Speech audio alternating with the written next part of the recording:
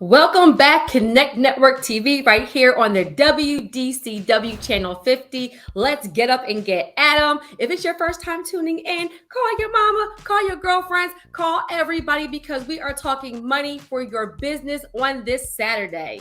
That is right, Terry. The level up is here. And if you are a Black woman in business, you can go ahead and record today's episode because we are giving you the information you need to access the capital that you deserve. Yes, Ellie, and the numbers don't lie. Research by Harvard Business Review show that Black women are the most forceful entrepreneurs in the country, making significant impact on the economy, job creation, and innovation. However, despite their entrepreneurial prowess, Black women face systemic barriers that hinder their success.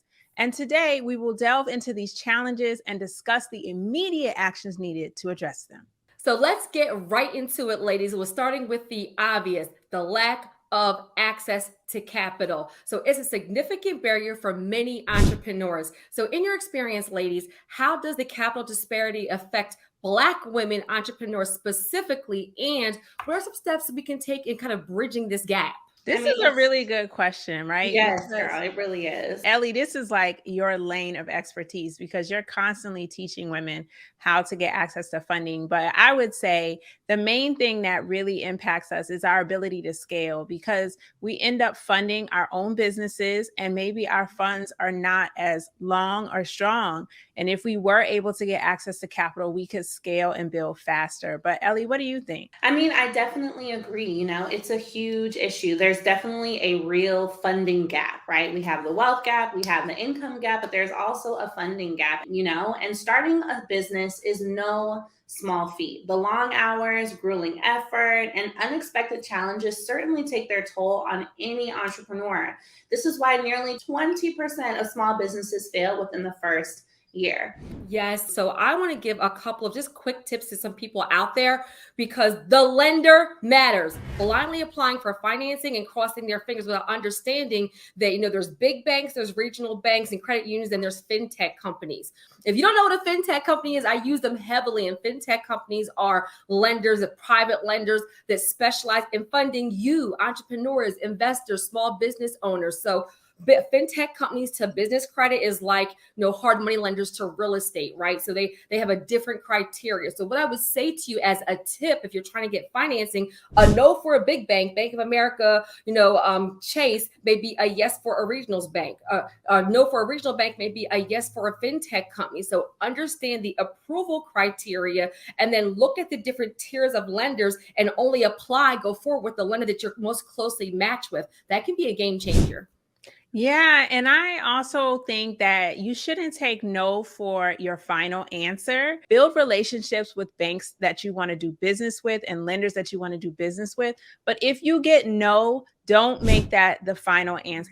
Ask what can you do to be reconsidered, maybe even fix some of your credit and your application documents so that when they reconsider you, you get a yes the second time around. Like Terry said, a no for Chase is a yes for a CDFI. So we just have to look outside the box a little bit. And that's why it's so important to stay connected with us so we can tell you where to go.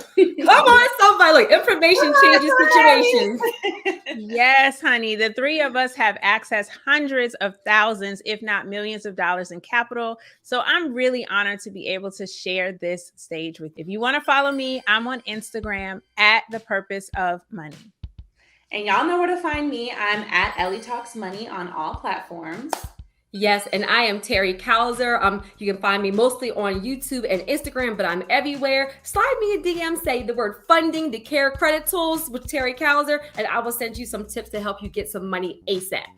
Stay with us, DMV. So up next, we are talking with Wini Griffin. She is sharing why people pleasing can be blocking your success. Stay tuned.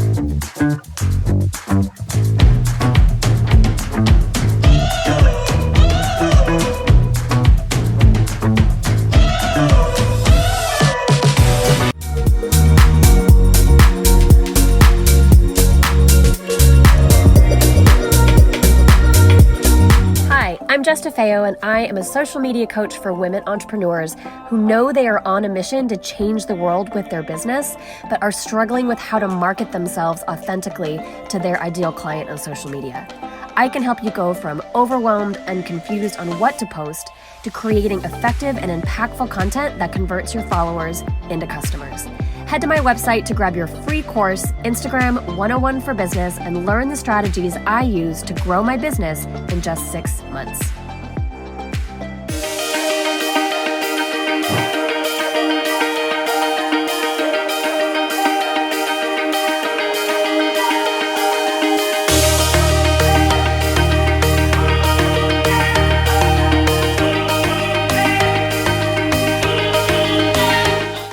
I'm Calvin Lamont, and we are from HETV's Buy to Build It, and you can follow us on Instagram at @the_Krystal and @the_Calvin Lamont, and we're excited to be here.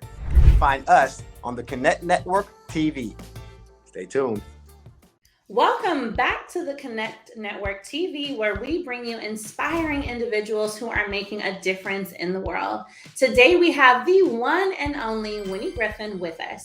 This author and entrepreneur is on a mission to empower women to embrace their authenticity, overcome people-pleasing tendencies, and unlock their true potential. Yes, Ellie, and her insights on mindset and self-awareness and using personal pain as a fuel for purpose has resonated with countless individuals. Welcome to the show, Wini.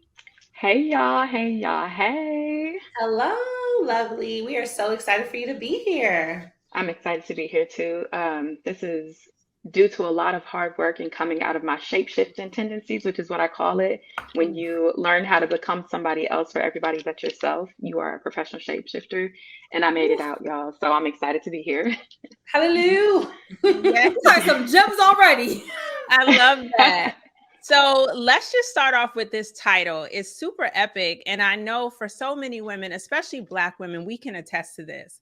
The title of your incredible book is When You Just Can't Do It Anymore. Girl, where did you come up with that title, and how did this book come to light? Oh my goodness. So I came up with the title based on a situation. I was actually writing the book, and I didn't have a title when I was writing the book. And I was playing around with myself, and I was like, I cannot do this anymore. Literally, my coach was getting on me, and it was like, I cannot do this anymore. And it was like, of course, there's the name of the book, When You Just Can't Do It Anymore, right? And then it came to life after a series of events in my own life where it was just like I was showing up for everybody, killing myself, burning out, letting people tell me who I couldn't be, letting people tell me who I should hang around, who I shouldn't hang around, in messy relationships. My whole life was just a mess, and I got tired of it. I broke completely. And it was like, I cannot do this anymore at all. Literally. So Wini, authenticity often is touted as an important value, but what is the true significance of being yourself in today's world, especially when it comes to personal and professional growth? Yes, the true significance is that you get to be the source of liberation, not only for yourself, but somebody else. When you are yourself, when you are speaking the truth, and when you're showing up truthfully, you're a testament to people who think that they cannot get out of certain situations, and people who think that they are stuck having to identify with their circumstances or their relationships and, the things that they didn't see in this life. You become a testament to them. And it says, look, we don't have to identify with what we've been through. We don't have to look like it. We don't have to stay in that zone. And when it comes to personal and professional development, when you are yourself, you align with the things that you're doing and the people that you're doing them with, so when you are yourself, you find more authentic people. You find people who are willing to take you where you are and grow with you. And that right there speaks power to every area of our life completely. Wini, you just said so much. I hope people, every single practical tip was a whole conversation. I hope people got all that just from the self-talk, from your circle. So how can individuals use their past experiences, right, and challenges as a driving force to create meaningful change in their lives and the lives of others? So our past experiences and challenges, I feel like we spend so much time running away from them, and they're really our superpower if you think about it, because all the things that we went through in the past, it left a mark on us. It left a message in us. There was a lesson that was attached to that thing. And if you made it through the tough times, if you made it through those ugly experiences, that means that you did something right. And then that gives you the ability to serve as somebody who can help other people through that very thing. And your past experiences and challenges are your superpower. Never hide, never run away from that, but use it to keep other people from having to go through the same thing, to keep other people from having to repeat the same mistakes. People, we don't have to continue repeating the same mistakes. Let's put some new stuff out there so we can grow and elevate and really go further. Yes, we need to elevate. I love that. And it's so true that a lot of what we go through and having the confidence to go move past it is very much connected to helping someone else be delivered from what they're going through. I want to know, how can we overcome self-doubt, right? I mean, let's be real. Like you said, there's comparison and just all these different things that contribute to how we feel. How do we overcome self-doubt and take the necessary steps towards our vision? Thank you for sharing your valuable insights on authenticity, mindset, and empowering individuals. So we are inspired by your mission to bring positive change to the lives of thousands of women. So be sure to visit her website and grab a copy of her book, Insta handle. So drop all of your information with it so people can connect with you and to kind of do a deep dive on how they can continue this journey. Yes, the best place to reach me is on Instagram at Winning with Winnie, because wherever I'm at, you're going to win with me. I'm all about collaboration and us going up together. That's it. Best place. I love that. Let's win. Love it. Come on, Winnie. Come on, Winnie. Stay tuned. We've got even more resilience, growth, and personal transformation coming up next. Krystal Vernee is in the building, breaking down why you must have multiple streams of income. So we are securing the bag coming up next. 95% of businesses fail in the first 5 years. It is sad. And one of the number one reasons is because of the lack of capital. Hi, winners. My name is Terry Kauser, and I'm a credit expert, and I specialize in helping entrepreneurs and investors leverage their personal and business credit to get $100,000 and more in funding super fast. I can't wait to share with you on The Connect Show. At Emily Miller Aesthetic Medicine, we take 10 years off your face without looking like you've had work done. How we do this is, as experts in the world's #1 medical grade skincare line, we craft a program unique to you that's going to transform your skin. For a virtual skincare consultation in our online store, visit emily-rn.com and use the code CONNECT for 10% off your purchase.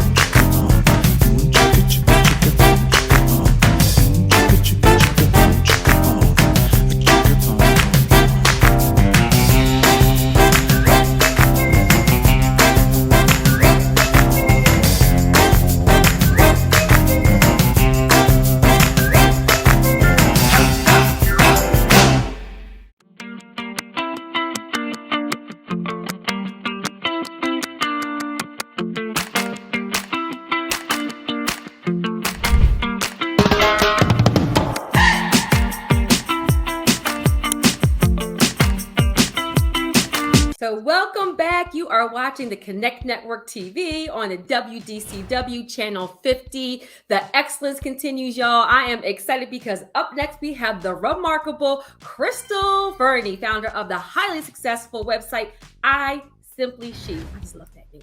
Okay, so Krystal is here to share her insights on building a thriving business, creating multiple streams of income, don't miss that. Okay, and the importance of strategic decision making with her professional and sophisticated brand. Krystal has captivated audiences and achieved impressive results. So get ready for the enlightening conversation. Welcome to the show, Krystal. Hi, ladies. Thank you so much. I'm super excited to be here. We're excited to have you. We're excited to have you. I mean, we're always looking for more ways to make money. So absolutely. This is definitely, if COVID has taught us nothing, this is definitely something that should be on top of all business owners' minds for sure. I love it. Krystal, creating multiple streams of income is a hot topic in the business world. And I want to know, can you share some creative strategies or out of the box ideas that entrepreneurs can implement to diversify their revenue and achieve financial stability? Absolutely. That's an excellent question. And you know what? I always tell people when they're looking for strategies out of the box or what have you, they need to go back to basics and go back to their foundation and their zone of genius first. Within your own business, there's no business today that survives on one product or one income stream. And so when something happens, like just say like COVID, it's extremely important to have other ways to earn.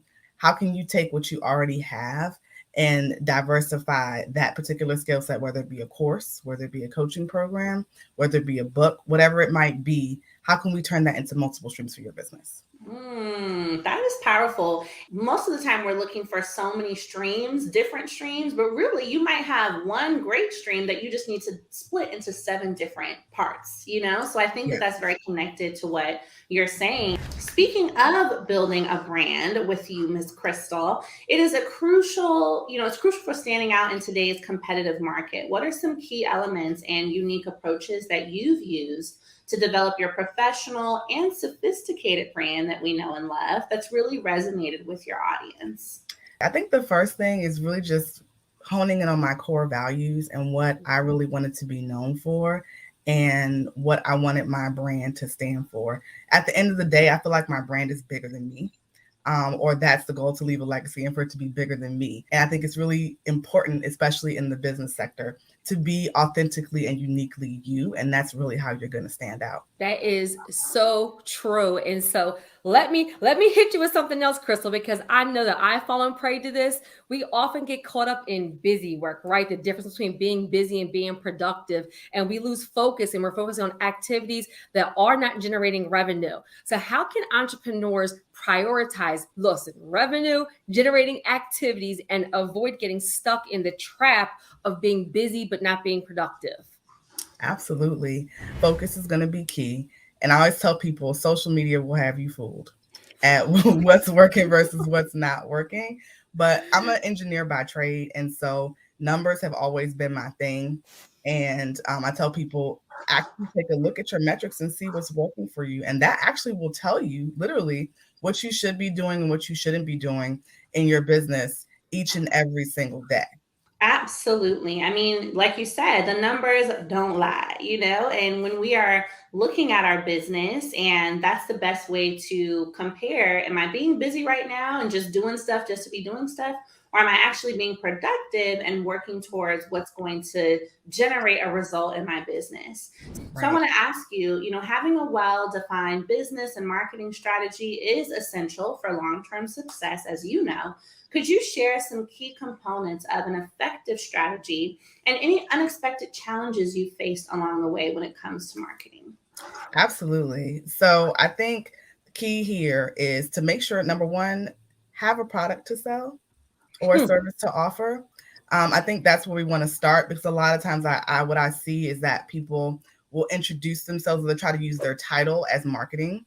Like, hey, I'm a coach.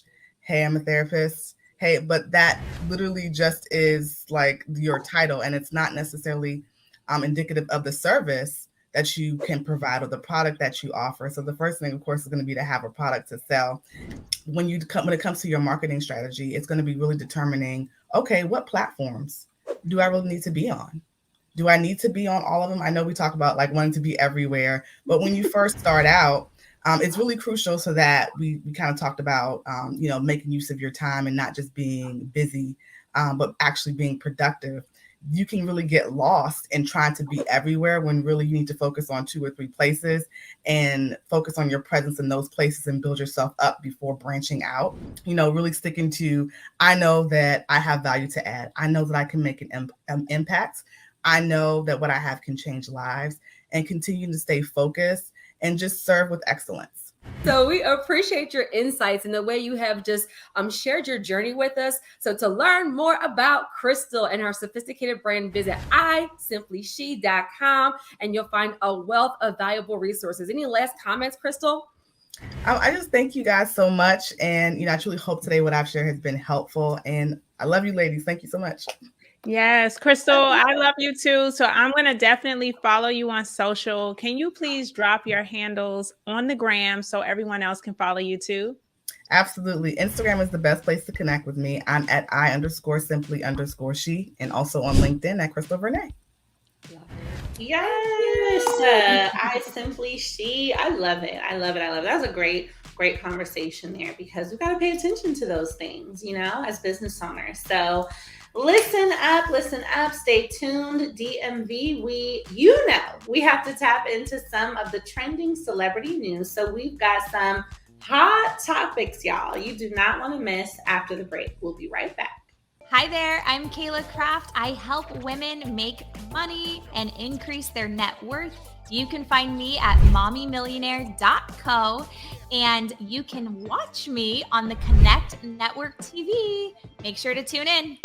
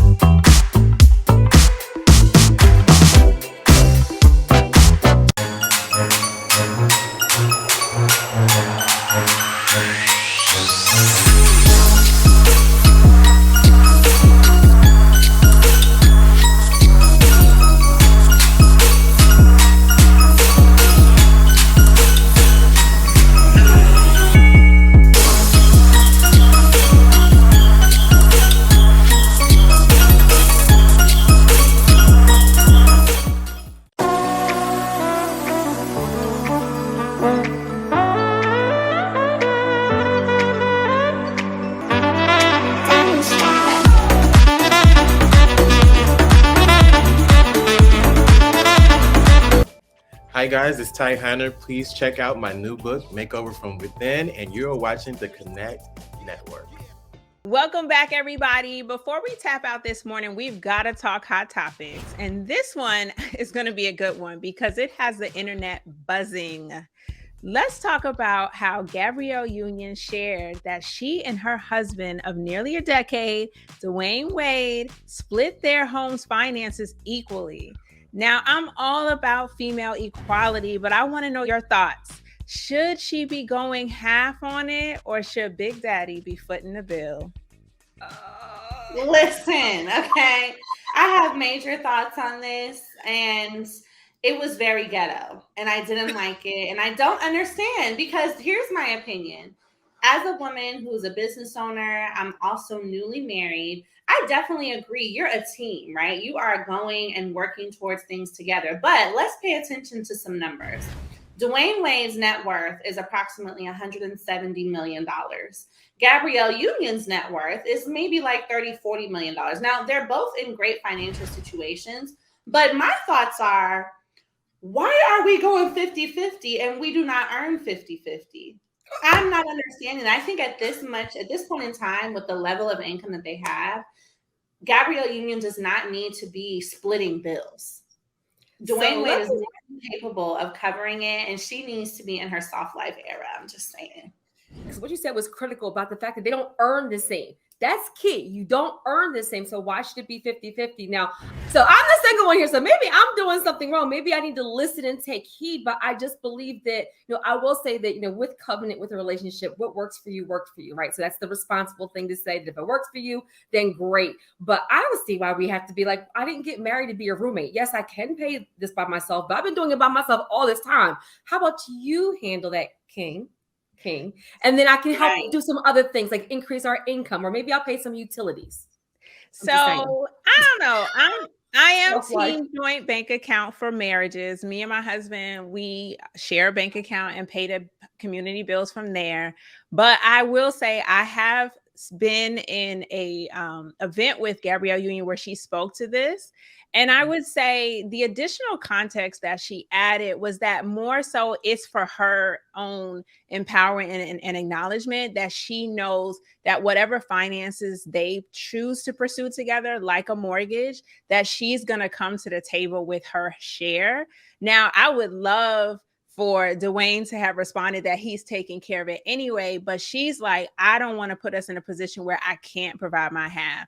But I agree with you. Like, if we are a team joint bank account and we are a team, we can split the bills from the joint bank account, and it doesn't matter who's contributing more because it's for us, right?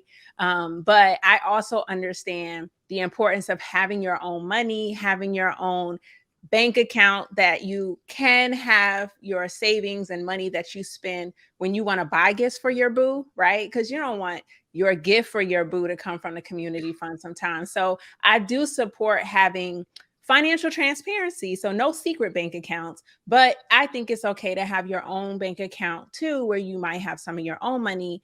But I'm definitely team joint bank account for married couples, if that works for you. Speaking of keeping it going, speaking of money, the math is officially mathing in the Knowles Carter household, y'all.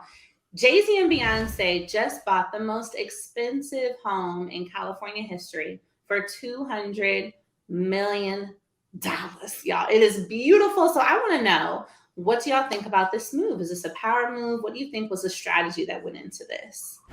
As someone who loves real estate, I'm always about purchasing something that is going to appreciate. And we all know that the California's market is off the chain. Like, normal people trying to buy a house now, they're starting at $1 million and up, and it's just impossible to find less expensive real estate in California. But I have learned, how Jay-Z and Beyonce work, right? And we all know that Jay-Z's been showing us for decades that he has an eye for picking assets. So I'm going to assume that they ran the numbers, they figured out they could afford this house, and they looked at the California market and knew that in a couple of years, if the market remains the same or it gets better, they're going to flip this house. Otherwise, it's not a power move, but I don't see them making moves that aren't powerful. Yeah, well, we'll see what happens. We'll stay tuned on the hot topics and bring you some more in the next show. We hope you enjoyed the show today. Join us every Saturday at 11:30 a.m. Eastern Standard Time as we elevate your money and your mindset and your mission. We'll see you next time right here on WDCW Channel 50.